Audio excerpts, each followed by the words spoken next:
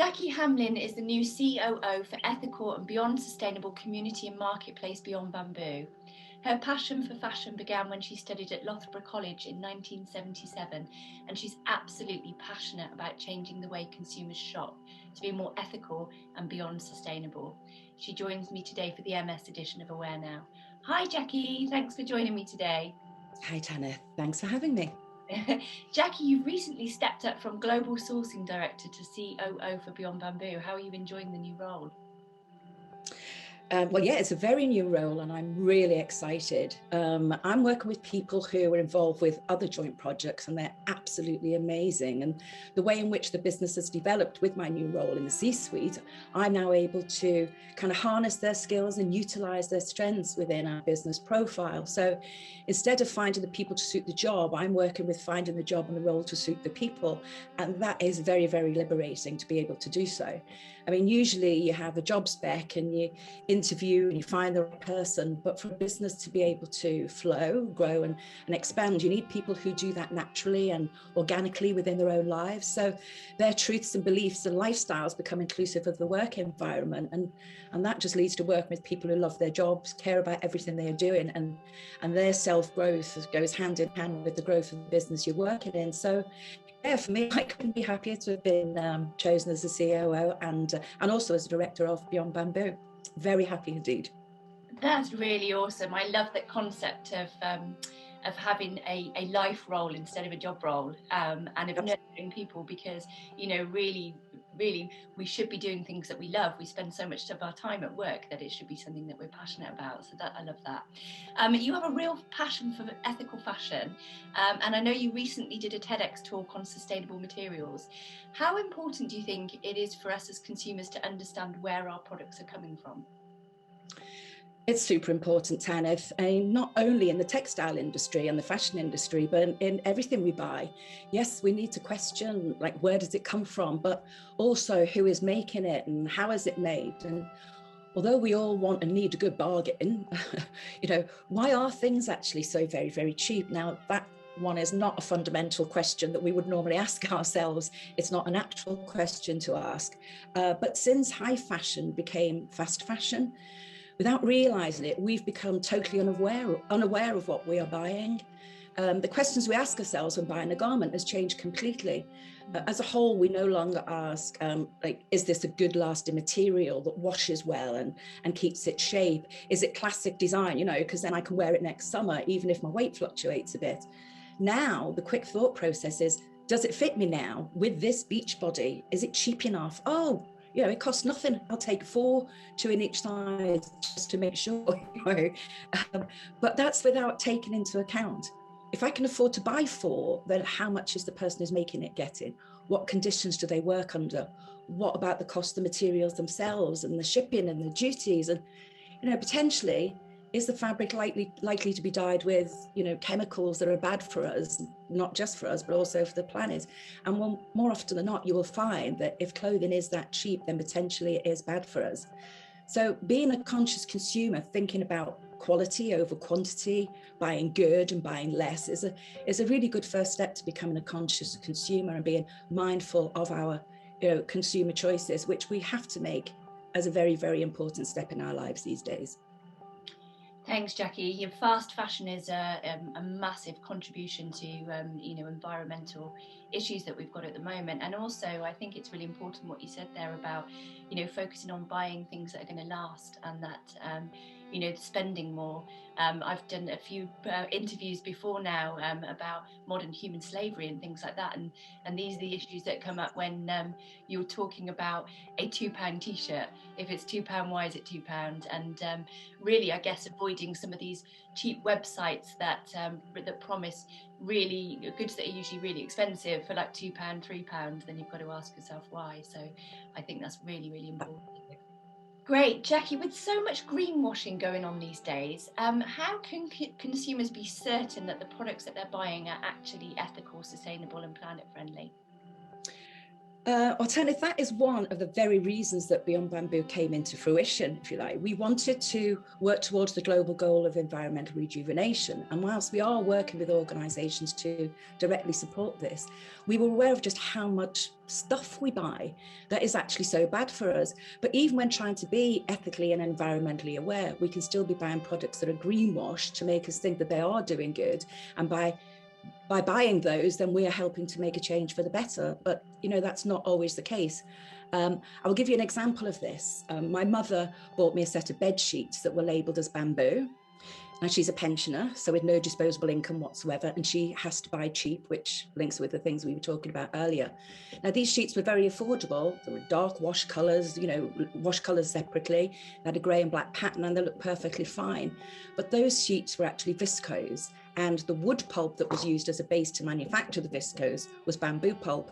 And that's where the natural element stops. Now, I won't go into specifics, but let's just say the chemical used for the fabric manufacture and the dyeing process in viscose is highly toxic. So that set of sheets is effectively completely greenwashed because it's allowed to be labelled as bamboo because that's the base material of the finished fabric. And the company manufacturing the cloth is not lying or breaking any rules, but the people who are buying those sheets believe that they are ethical and sustainable because the label says so.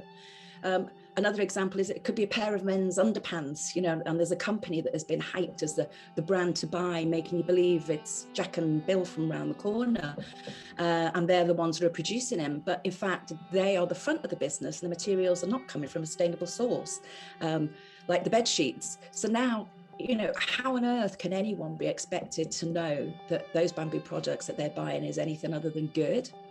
So, to cut to the chase, Beyond Bamboo do research on this so that the buyer doesn't have to. So for every seller that joins us in the BB community, then we check as much as humanly possible to find out where and how these products have been made.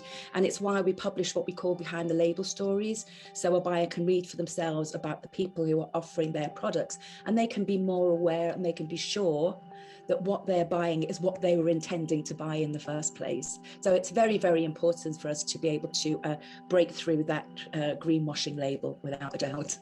Amazing. And I love the behind the label part of the Beyond Bamboo community, because it's really nice to go and learn about the stories, not just to know that the products that you're buying are actually, you can trust in them, and you don't have to do all of the research yourself to go through the process to find out whether they really are what they say they are or they're being greenwashed. But actually just learning about some of the stories about how some of the sellers started up, and also some of the charities and things that they're supporting through their own sales as well. So yeah, I think that's really beautiful. Thank you. Yeah, the Beyond Bamboo board is made up of 3 women and 1 man, which is quite unusual for a tech company. How do you think that female-male balance or masculine-feminine balance impacts? I think it impacts hugely. I mean, we could talk about statistics about female tech roles being only 34% of the total industry globally, and only 27% in any kind of leadership roles right across tech and engineering companies.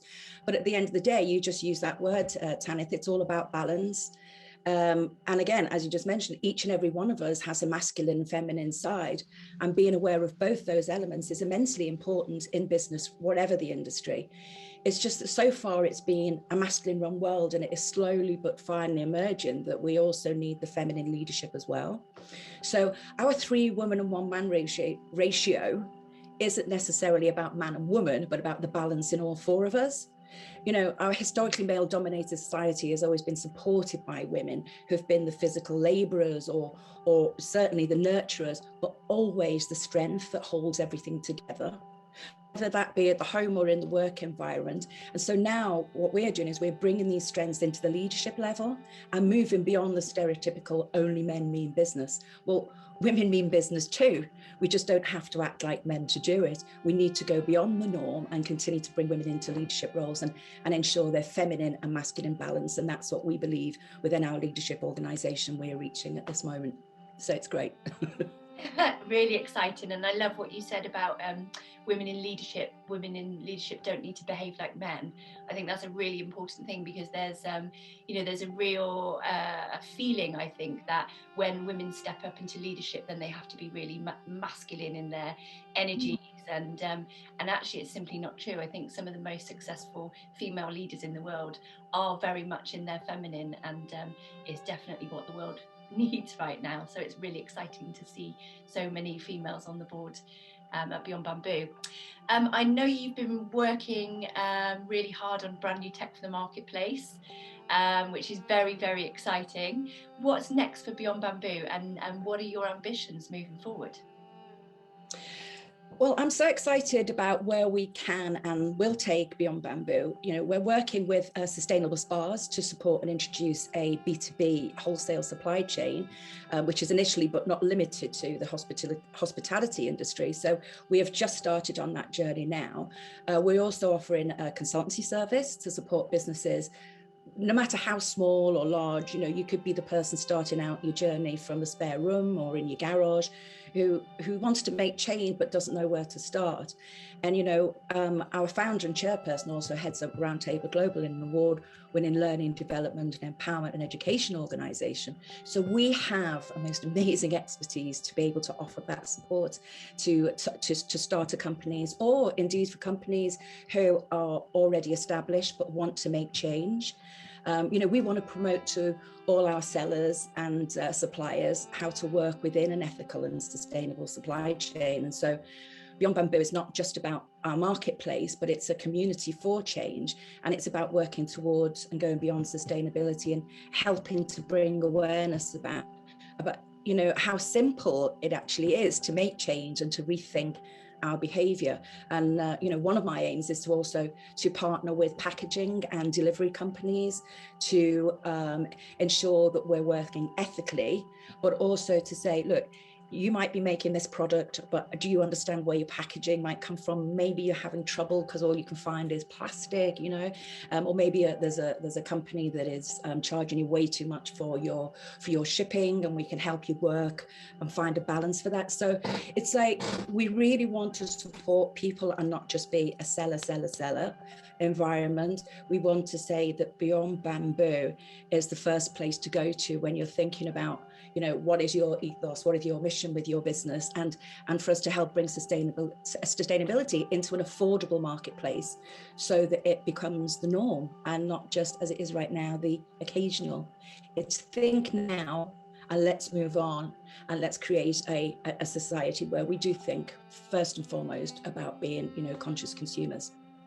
That's super exciting, and I think great for smaller businesses as well, that are looking for somewhere where they can go on, and not just go somewhere to have a marketplace to sell their products, but also have that hand-holding, and have somebody who helps them think their whole supply chain, which is, is really important, because as you said, when you order something and you think that you're doing something that's going beyond sustainable, and then it turns up and it's in plastic packaging, helping people to just rethink and work on that, I think, is really, really important, and a great place for people to go if they're just starting to think about changing their lifestyles and going more sustainable, to go and buy some of the products on there and start replacing things in the household. So really exciting.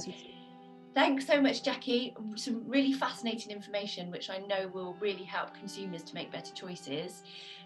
We'll obviously share the link to Beyond Bamboo so that people can go and find out more and have a look around the marketplace. And I really would encourage people to do that. And also to share this interview so that more people can be educated about what's going on and how to change your lifestyle, because we all need to do our own bit.